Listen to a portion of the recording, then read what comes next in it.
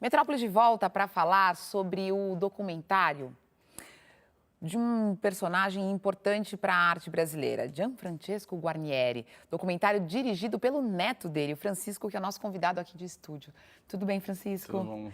Prazer ter você aqui. Gianfrancesco, que, vamos lá, um líder estudantil que se apaixonou pelo teatro, foi um dos fundadores do Teatro de Arena, um artista muito engajado, autor de temas importantes, né, que deslocaram o olhar do teatro para as margens, né, para o povo, para o operariado.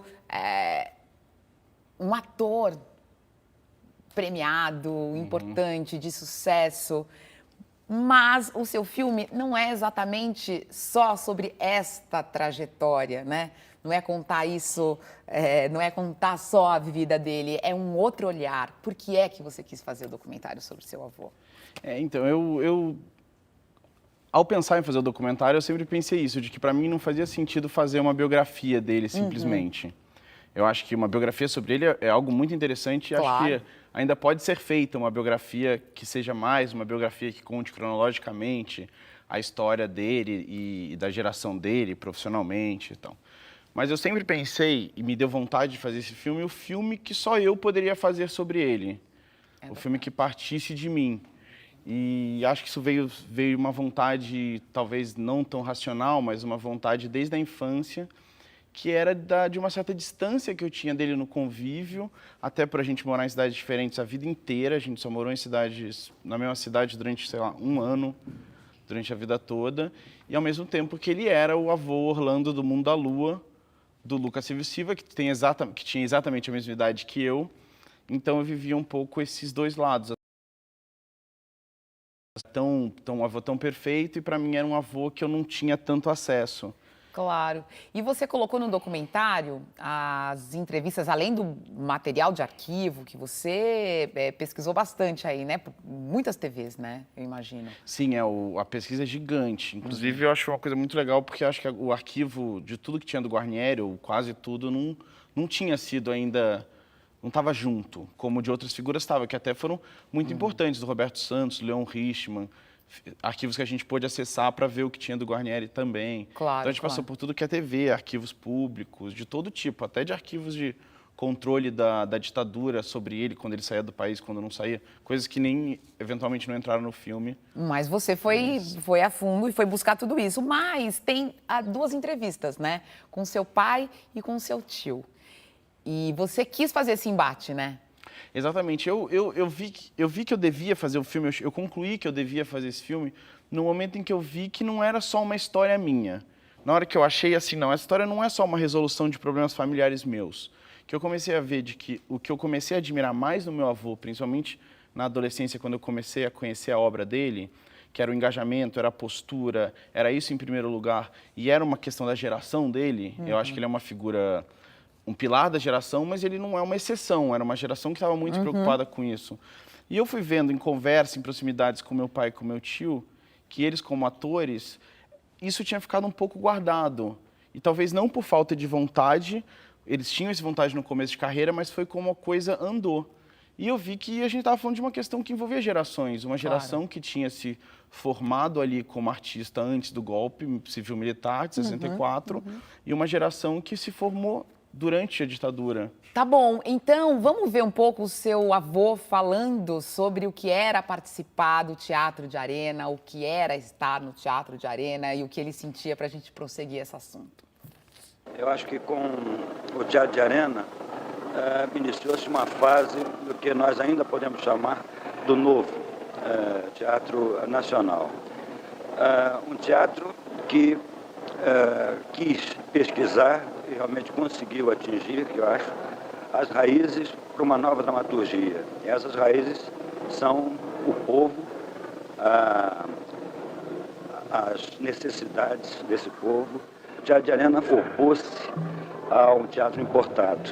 Ele, acho que foi o movimento de mais consistência que se opôs ao colonialismo cultural, pretendendo atingir um teatro que fosse nosso, com nossas raízes, e criando fundamentalmente o que é o sustentáculo de qualquer teatro, que é a sua própria dramaturgia. bem, aí a gente tem fotos de vários espetáculos que aconteceram ali, alguns dirigidos pelo Boal, né? Muitos deles, né? O Arena contra Zumbi aí, que tava com as fotos, é escrito pelos dois e dirigido pelo Boal, com música do Edu Lobo também, que é desde da confecção do espetáculo. As músicas estão muito dentro, assim, né, de tudo. É claro. E aí você estava dizendo pra gente dessa geração, né? Essa geração totalmente engajada. E você faz esse contraponto, né, com a questão dos seus tios, dessa outra geração que tem uma outra tipo de visão, outro tipo de engajamento. E outra ligação que você faz interessante é justamente de uma peça, de um texto do Gianfrancesco, que é Eles Não Usam Black Tie, que tem um embate geracional também, tem um embate de ideias muito grandes também do pai e do filho, né? Do pai da porta de fábrica, o operário, e do filho que de alguma forma renega tudo isso, né? As ideias foram se juntando em que momento? Então, foi na hora que eu fui pensando o filme ainda há muito tempo atrás, assim, no começo era uma ideia de curta, que depois acabou virando longa. Eu fui vendo exatamente que o Eles Não Usam Black Tie era exatamente essa questão, assim. Era quase, digamos, um prenúncio disso, já que ela é de 58, escrita em 56, estreou em 58 a peça. Então, de que os problemas que eu estava vendo, os embates, o que eu queria questionar, o meu pai e meu tio, as coisas que eu queria resgatar do Guarnieri era justamente o que a peça tratava, assim. Claro, que era o Otávio e o Tião ali no embate profundo, né? E aí, para mim, foi super importante existir o filme dirigido pelo Leon, que é um filme muito bom e que foi fundamental para eu poder fazer essa estrutura em paralelo com a narrativa do Black Tie, usando ela também como uma espécie de coluna vertebral. Foi fundamental ter o filme porque o registro da peça não existe, né? É claro. A gente está vendo aí, inclusive, as imagens desse filme e é de uma cena emblemática aí que estão os dois ali discutindo muito. O papel do filho é feito pelo Richelli, né? O papel do filho é feito pelo Richelli. Você encontrou algum tipo de resistência na família por essa visão que você quis trazer? Não, nenhum. Pelo contrário, isso foi uma coisa muito interessante, muito legal, de que todo mundo me entregou o que tinha de arquivo, se tinha fita, VHS, cassete, carta, recortes de jornal guardado, e sem nem me perguntar o que eu ia fazer. Todo mundo lidou como essa memória sua também e você faz dela o que você quiser, assim. Isso foi muito interessante. Claro, né? Foi uma abertura interessante aí. Você também se coloca nesse filme, né? A sua voz está aí nesse filme, né? Dizendo por que é que você quer contar a história do seu avô.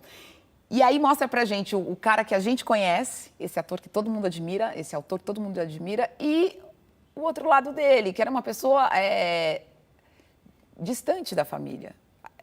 Ele é distante da família, e de como público e privado essas imagens, né? Essas figuras, como elas podem ser diferentes.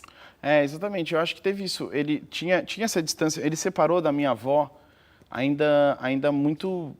Logo, meu pai e meu tio eram muito crianças. Se separaram em 65. Depois ele casou, ficou casado 40 anos com a Vânia, a viúva dele e tal. Então, mas nesse processo de separação, ele acabou tendo um afastamento do meu pai e do meu tio. E acho que épocas mais difíceis, tem muitas cartas dele, tem até no filme bilhetes, ele ia lá, desencontrava um pouco.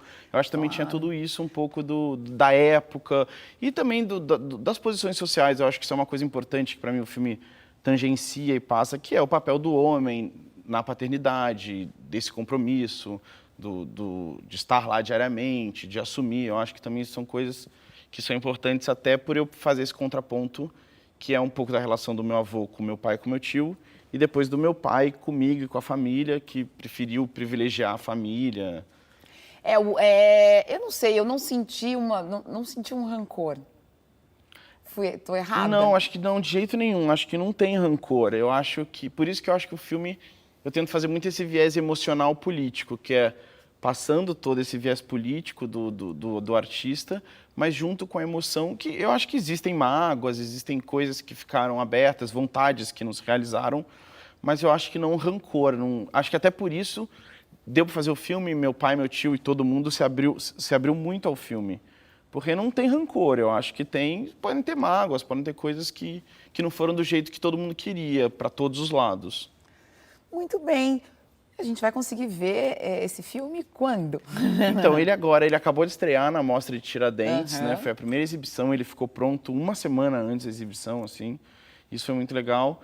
E agora ele tem que fazer a carreira de festivais, espera mandar ele para todos os lugares que der e passar. E depois passar em TV. Ele, inclusive, eu não sei dizer quando, mas ele vai passar na Cultura, porque a gente fez uma troca aí com a Cultura, Que cedeu tem muita muitos coisa, arquivos muito material. da TV Cultura, É. né? Então eu acho que ainda não dá para saber exatamente quando, mas eu acho que é um filme que, dentro da realidade do documentário, que é sempre muito difícil, que eu acho que vai dar para ele ser visto, assim. Muito bem. Foi um prazer te conhecer. Parabéns pelo filme. Foi ótimo, obrigado. Obrigada.